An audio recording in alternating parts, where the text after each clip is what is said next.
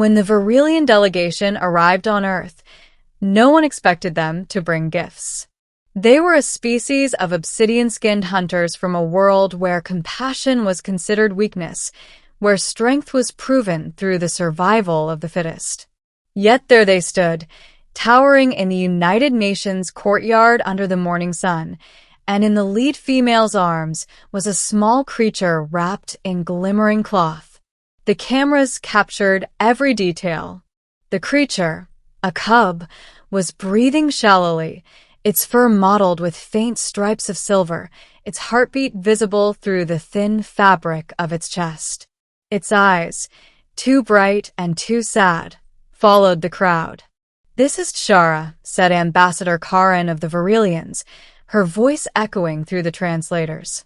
"Our last young of the predator line. She is dying. We give her to humanity, not for study, not for trophy, but for care." Murmurs spread like wildfire. Every scientist wanted the cub. Every military officer wanted the genetic code. But before anyone could step forward, a small voice from the back of the crowd cut through the tension. "I'll take her," said Alara Miles. She wasn't a diplomat, not a biologist, just a 22-year-old volunteer nurse stationed at the refugee wing.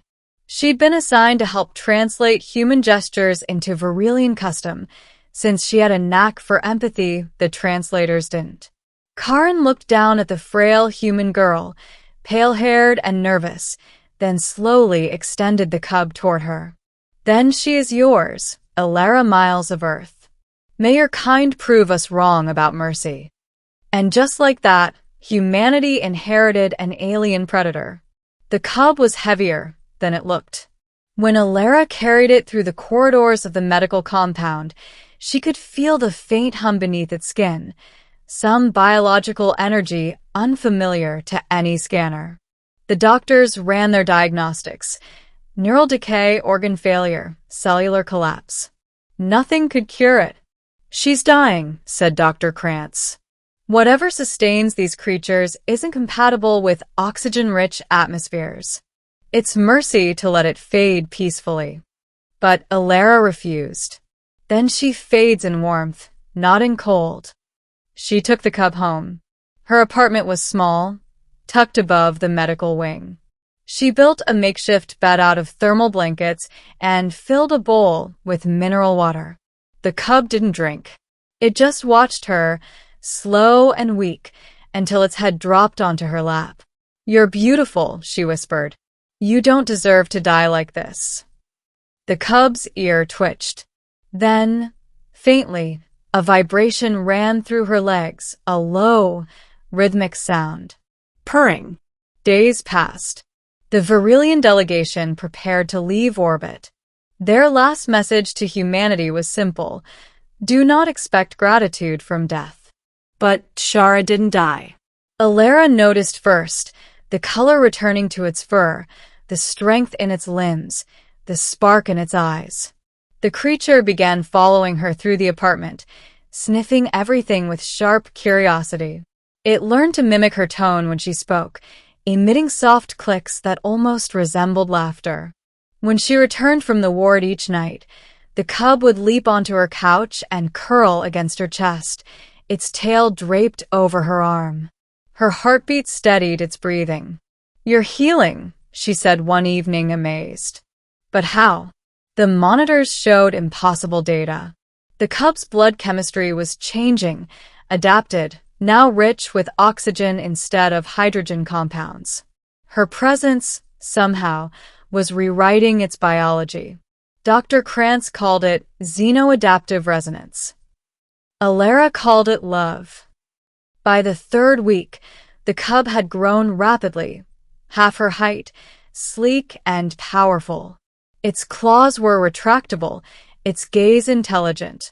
She taught it words through gestures, simple meanings: food, safe, home. But one night, everything changed. The power failed in the compound.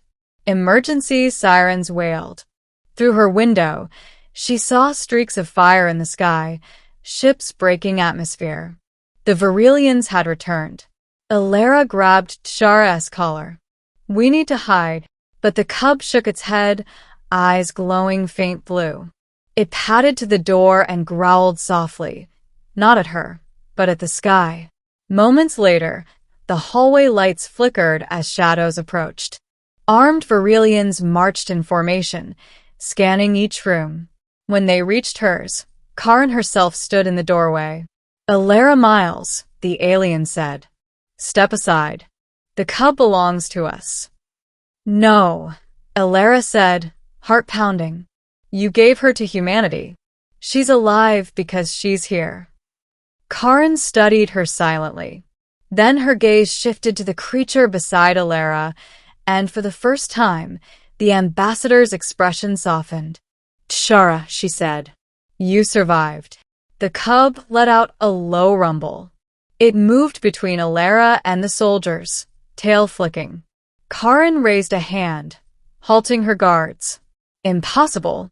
No Virilian flesh endures oxygen. How did the human do this?" "She didn't do anything," Alara said. "She just cared."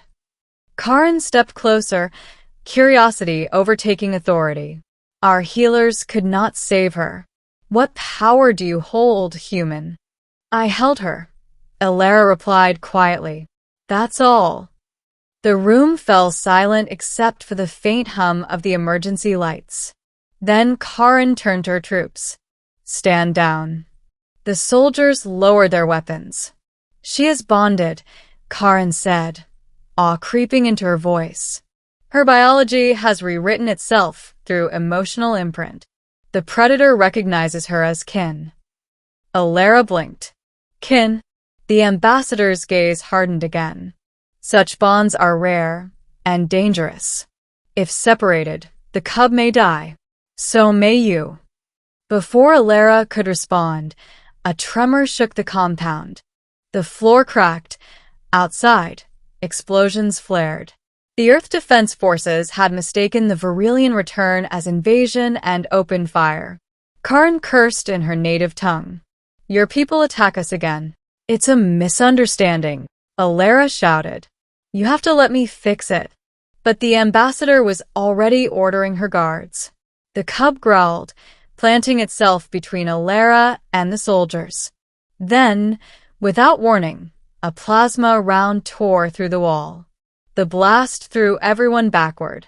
When the smoke cleared, Alara was on the floor, bleeding from a cut across her arm. Shara let out a sound none of them had heard before, a roar that shook the walls. The next moments blurred. The cub leapt with terrifying speed, shielding Alara from falling debris, its eyes blazing brighter and brighter until the air shimmered around them. Karin staggered back, watching the transformation. "The resonance is peaking," she shouted.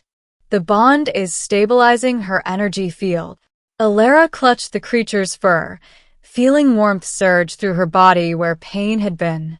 The wound on her arm sealed before her eyes. The cub turned its head toward her, and in a clear, trembling voice, it spoke. "Safe now." The human soldiers outside froze as the energy pulse spread across the compound, disabling every weapon and drone. The battle stopped in an instant. When the smoke cleared, both sides witnessed the impossible, a human girl standing beside a glowing alien predator, unharmed, their heartbeats synced in the same rhythm.